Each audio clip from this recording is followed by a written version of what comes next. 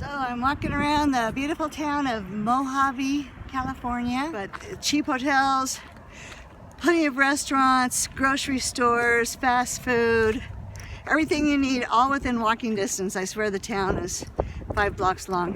So now this is the main drag, the trains. Walking up Mojave to go to the grocery store, and also going to get some Thai food.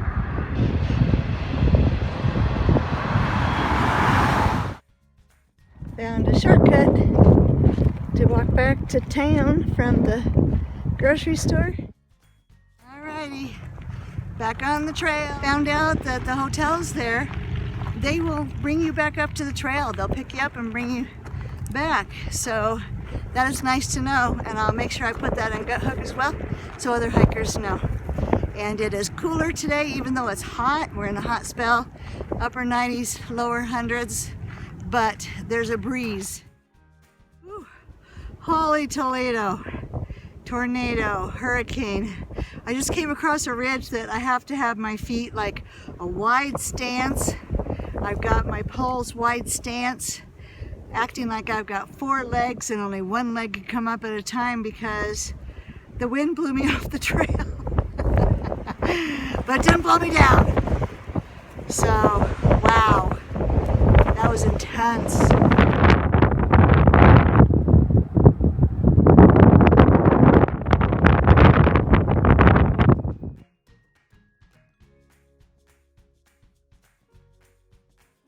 All I'm going to say is, I'm glad I made it. I think I'm kind of to the top of this hill, but the wind was so strong, it scared me. I felt in danger. That's how strong it was. I came around one corner and it hit me so hard it felt like somebody punched me in the nose. I had to check to make sure it wasn't bleeding. So anyway, I'm done with that part. Holy cow, that was scary. I think I'm kind of over it, but maybe there's more. We'll see.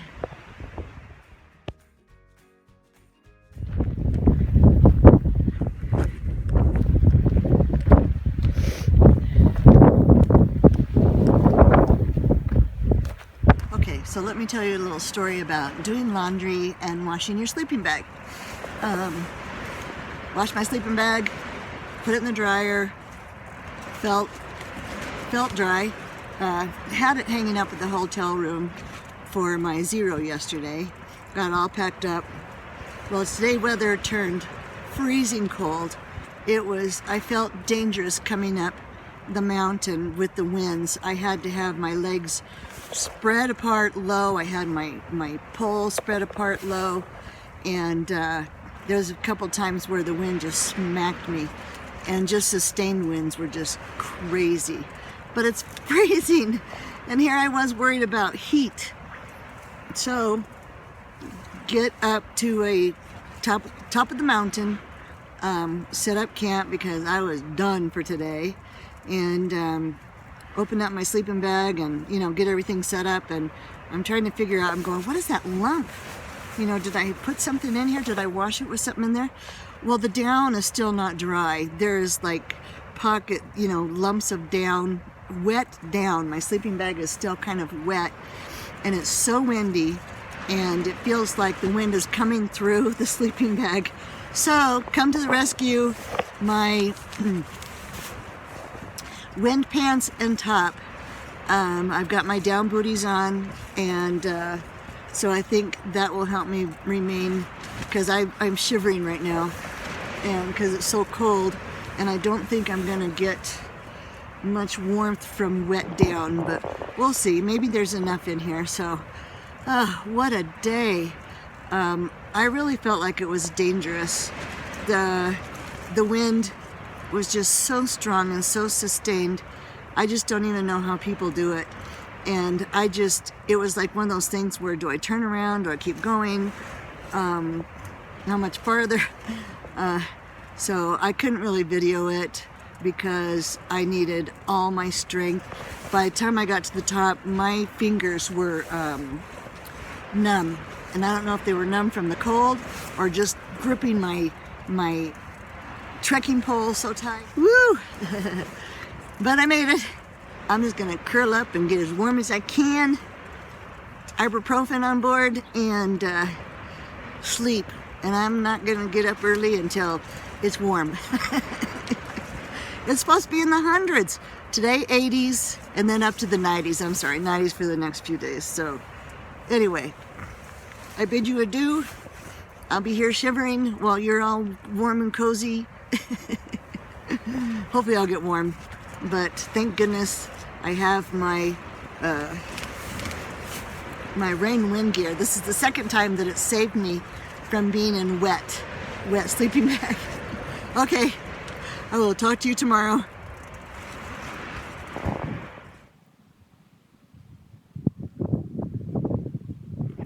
Okay, back on the trail. I did sleep in today. I didn't even open my eyes until 9 o'clock, which is very unusual for me. I always wake up early. I don't get up, but I always wake up. So my sleeping bag is getting drier. I hung it out for a little bit and I got started way late today. So hopefully I'm going to be able to get at least 10 miles in going to the next water.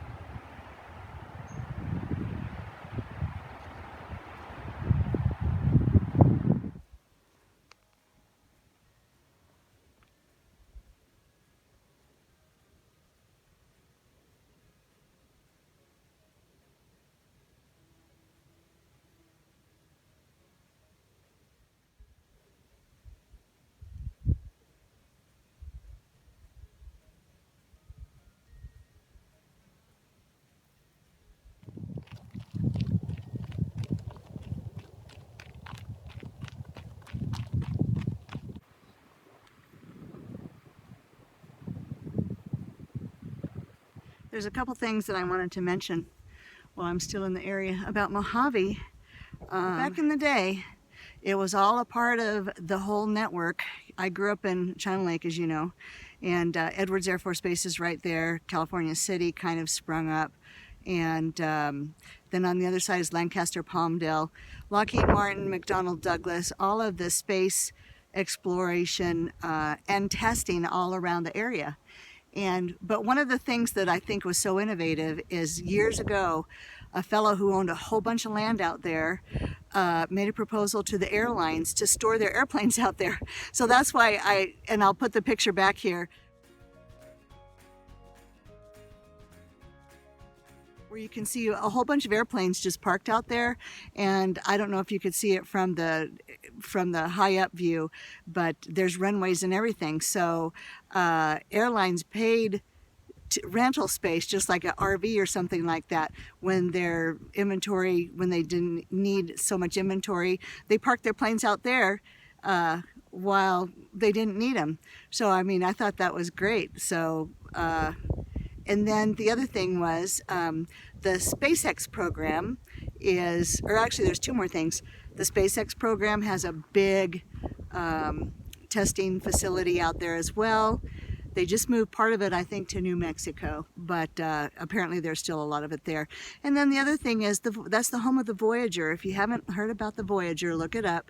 It is a glider airplane that flew around the world, I think, on one tank of gas. This is long ago, but just look up the Voyager, Mojave, California, and you will see it. Something that I thought was kind of fun, when I first got there, I went to Denny's to get something to eat, and I was looking at all the pictures on the walls, and they had a picture of the old front gate of the base that I grew up on. And so I got so excited. I didn't have my camera with me because I was charging my phone back at the hotel room. But the girls were going, oh my God, everybody's always asking where that's at. And it kind of made me feel sad because I'm going, oh, it's already forgotten. But it's the front gate, the original front gate of NOTS, NOTS, Naval Ordnance Testing Station. NOTS, yeah. And so that just really brought back memories.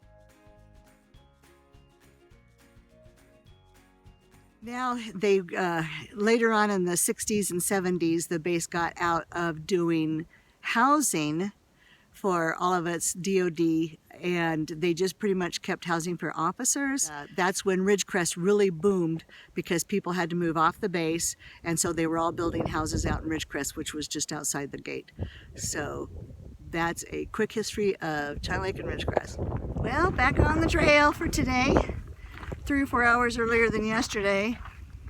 But I think I've got 2.7 miles to the spring, the water source. I'm down to my last liter, so I got my water planned well. I'll fill back up again because it's going to be another 2 to 2.5 days before I get to water again, so I'll max out. I carry almost 5 liters. I'm getting better. I'm getting stronger. Oh.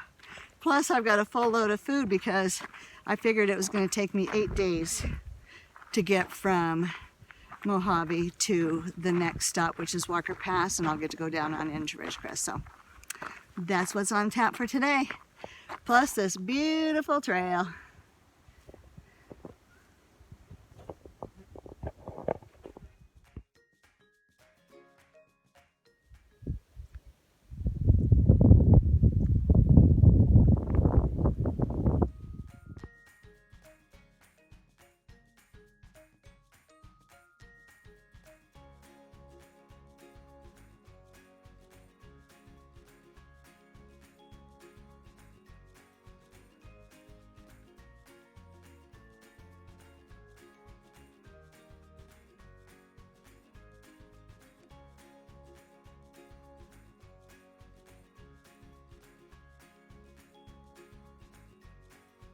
So today, for the most part, is pretty hot.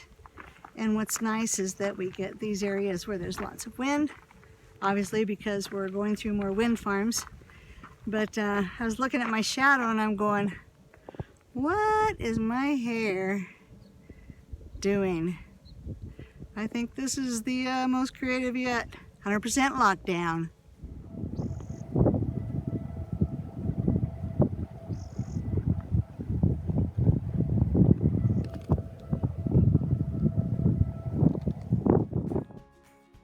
Alrighty then.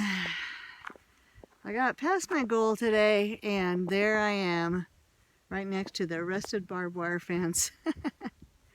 But I couldn't go a step further, but look at this beautifulness. Beautiful. I'm kind of alone out here so I can have my tent window open. And it's going to be pretty. So for dinner, I'm trying something new. This looks really good, and if I like it, I'm going to get more because it packs well. Fortune ramen, miso pork flavor. Ready in 3 minutes.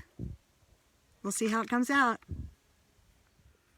Guess who forgot to get a new gas can when in town? Guess who just ran out of gas cooking the new food? So the noodles are very al dente. So that means cold coffee in the morning, but we've already discovered that cold coffee with instant breakfast still tastes pretty good. So tomorrow I'll be asking along the trail if anybody has any extra gas cans they want to get rid of. Because sometimes I have a partial. That's what happened last time. I got one from Loch Ness. So fingers crossed I can get, well, as I spit it out, I can get some gas. I need gas, baby.